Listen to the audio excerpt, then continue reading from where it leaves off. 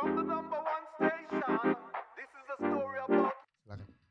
Nama saya Oki, saya dari Rigi Trenggalek, Pulau Jawa. Pulau Selatan, Jawa. Selatan Pulau Jawa. Jawa Tengah, Terengganu? Jawa Timur. Jawa Timur ya. Oke. Selatan. Oke, siapa namanya? Oki. Oke. Pertanyaan pertama, masih single? Single pak, Oh, bukan single. jomblo pak. Karena single itu pilihan, jomblo itu nggak laku katanya. Iya, gak laku ya, betul. Ya, pertanyaan pertama, apa namanya? Kok kenapa Jepang, Ki? Kok kenapa ada di sini, Ki? Bisa diceritain gimana ceritanya tuh? Kenapa Jepang? Saya itu paling dulu benci pak sama bahasa Jepang itu pak. Kenapa? Pas SMA. Males kayak nggak ngerti bahasanya apa itu guru. Yang ngomong apa itu? Setelah Kamu SMA? SMK pak. SMK, tapi ada bahasa Jepangnya enggak? Ada. Oke. Dulu diajar bahasa Jepang. Selalu tidur saya diajar bahasa Jepang. Setelah itu sering lihat film-film film-film Jepang, drama-drama Jepang, akhirnya aku harus Jepang gitu pak. Oke. Bukan film itu ya? Enggak. Film drama maksudnya. Drama Jepang. Jepang. Karena di pikiran saya itu Jepang tuh apa ya pak? Banyak gedung-gedung tinggi, tempatnya bagus gitu pak. Banyak sakura, salju. Gitu. Di pikiran saya itu. Jadi itu harus ke Jepang. Dulu apa ya? Kalau nggak Korea ke Jepang gitu pak. Dua pilihan itu. Dua pilihannya itu ya. Itu di daerah kamu banyak orang yang kerja di luar negeri nggak? Iya Di banyak. Jepang, Di Hong Kong ada, Taiwan. Hong Kong ya. Kalau di Jepang itu jarang pak. Jarang ya. Jarang. Mungkin prosesnya mungkin yang agak Yang sulit. susah kali ya. Ya di Jepang emang perlu bahasa yang lumayan agak ribet juga gitu. Oh gitu ya. Jadi emang dasarnya dari ngelihat film terus dengar cerita dari temen juga Teman. nggak? Nggak ada pak. Nggak ada. Nggak Ya? ada ya.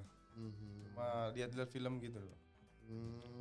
Menarik juga kan Jepang kan. Iya. Terus itu apa namanya? Dapat informasi yang mau ke Jepang ini dari mana? Dulu guru saya yang ngasih tahu. Sebelum lulus, guru saya kan apa? Temennya punya LPK di Tulungagung. Itu yang minat. Jadi dikasih tahu semua, sekitar 20 anak dulu. Tapi yang daftar cuma 2 orang yang ke LPK itu. Saya sama teman saya gitu. Setelah lulus saya masuk ke LPK itu. Lulus SMK ya. Lulusan tahun berapa? 2015. 2015 ya. Oh, berarti langsung ke sini ya. Iya, langsung ke sini. Oke. Itu di LPK itu berapa lama? Saya lama, Pak. Kan saya agak bodoh gitu. Bukan bodoh, nggak pinter kayak. Iya. Nggak Saya- cara-cara. Saya 1,5 tahun belajar. Tahun setengah. Pertama, prosesnya pertama kan ya. Saya 6 bulan pertama ikut tes rekrutmen itu di Surabaya. Gagalnya di apa? Tes bahasa Jepangnya. Kaiwa. Bukan. Tes tulis. Tes tulis. Oke. Kanji. Bukan, tes biasa sebenarnya. Tes pertama gagal. 3 bulan sekali kan ada tes, Pak. 3 bulan sekali. Saat itu gagal, ikut lagi, gagal lagi yang kedua, ikut lagi yang ketiga, gagal lagi, Pak. Sampai 3 kali, yang terakhir alhamdulillah yang keempat ya keterima di pelatihan daerah itu. Ada pelatihan daerah ya di Trenggalek. Bukan di Surabaya. Di Surabaya. Oke. Dan lebih sakitnya lagi, Pak ya. Udah 2 bulan di situ dipulangkan. Oh, kenapa? Soalnya katanya apa? Bahasanya itu kurang. 4 anak yang dipulangkan. Wow. Ibarat gini, dekatnya sama kita, jadiannya sama orang lain. Ibaratnya gitu, Pak. Sakitnya di mana itu? Sakitnya di mana-mana, Pak. Ya gitu, Pak.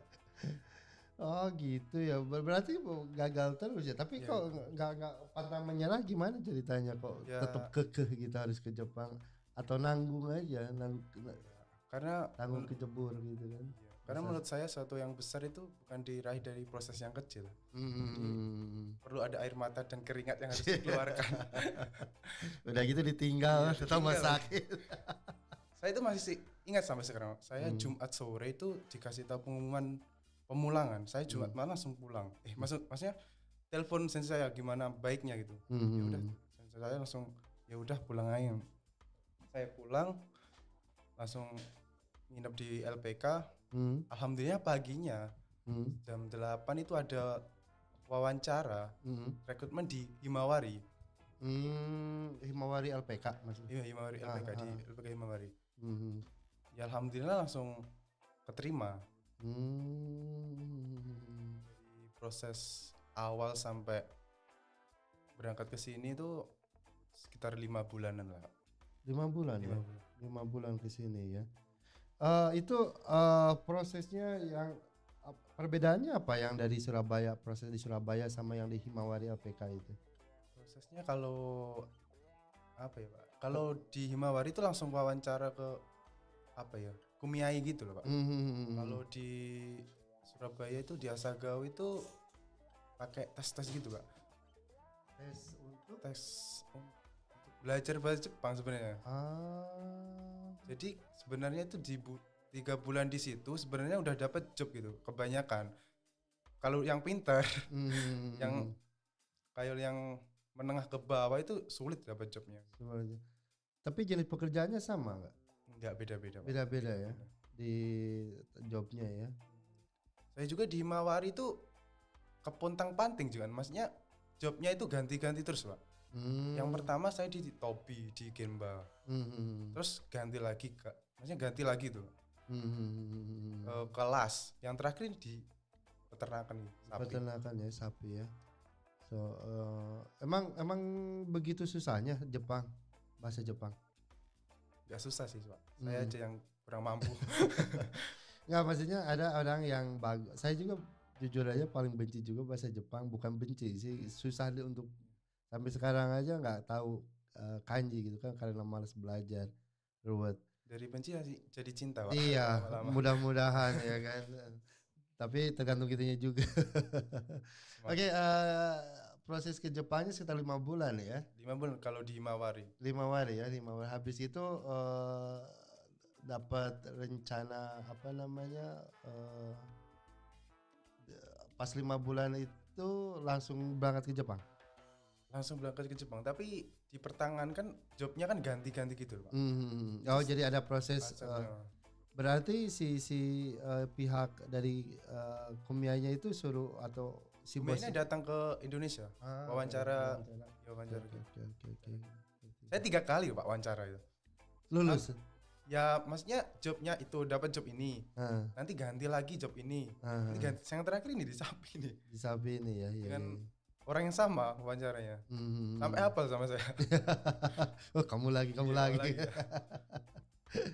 Tapi itu pas apa namanya keterima itu gimana perasaannya? Ya alhamdulillah senang Pak. Senang ya? Ya alhamdulillah dapat orang tua yang baik, selalu menyupport saya dalam keadaan apapun lah. Jadi kalau pas gagal itu malu Pak, sama orang tua juga, biaya udah banyak dikeluarkan tapi gagal gitu Pak. Rasa malu. Ya, tapi yang aku kagumi kamu itu pantang menyerah ya kan. Maksudnya apakah pantang menyerah gitu, mau berusaha untuk sampai bisa berangkat gitu kan. Ya, soalnya kan saya itu banyak kekurangannya Pak. Jadi gimana saya itu menutupi kekurangan dengan kelebihan saya gitu Pak. Kelebihan saya itu gitu, pantang menyerah. Kekurangan saya itu ya gitu, sulit menangkap bahasa gitu Pak. Tes tulis soalnya Pak. Kalau ngobrol itu bisa, tapi kalau tulis, soalnya kalau gagalnya di Surabaya itu partikel Pak. Jadi grammarnya ya. Ya jadi salah satu kalimat itu salah semua, padahal kalimatnya udah benar. Brengsek itu Pak orang.